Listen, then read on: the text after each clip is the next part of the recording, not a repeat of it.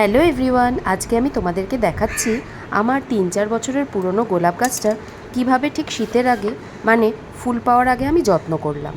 দেখো, প্রথমে চারপাশের মাটিটা খুঁড়ে কিছুটা মাটি তুলে রাখলাম অন্য জায়গায়। আর যে পুরনো শেকড়গুলো ছিল, কালো কালো শুকনো শুকনো শেকড়, সেগুলো যতটা হাতের কাছে এলো ছিঁড়ে ফেলে দিলাম। এরপরে এই মাটির মধ্যে আমি মেশাবো এনপিকে আর দেব ইউরিয়া কয়েক দানা, এবং তার সাথে দেব ভার্মি কম্পোস্ট আর হাড় গুঁড়ো আর শিংকুচি দিয়ে ভালো করে মাটির সাথে মিশিয়ে রেখে দেবো। আশা করছি গোলাপ গাছের খাবার দেওয়া মোটামুটি প্রথম পর্যায়টা এখানেই শেষ। এরপর যা পড়বে সেগুলো মাঝে মধ্যে হাড় গুঁড়ো শিংকুচি আর তার সাথে সর্ষের খোল পচানো জল। এতেই শীতকালে আমি পর্যাপ্ত পরিমাণে গোলাপ ফুল পাবো বলেই আশা রাখি। যখন গোলাপ গাছে ফুল ফুটবে তখন নিশ্চয়ই সেটা আমি তোমাদের সাথে আবার শেয়ার করব।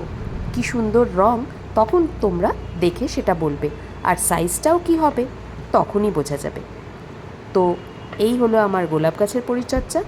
এবার তোমরাও নিজেদেরটা শুরু করে দাও, কারণ গোলাপ ফুলের সময় কিন্তু আর বেশি দেরি নেই, অলমোস্ট কাছাকাছি। এই তো শীত পড়লেই শুরু হয়ে যাবে ফুল ফোটা। যদিও এখন থেকেও কিছু কিছু ফুল ফুটছে, বাট শীত পড়লে ফুলের পরিমাণটা মানে ফুল ফোটার পরিমাণটা অনেক বেড়ে যাবে। তো আজকের জন্য আমার গোলাপ গাছের পরিচর্যা এইটুকুই।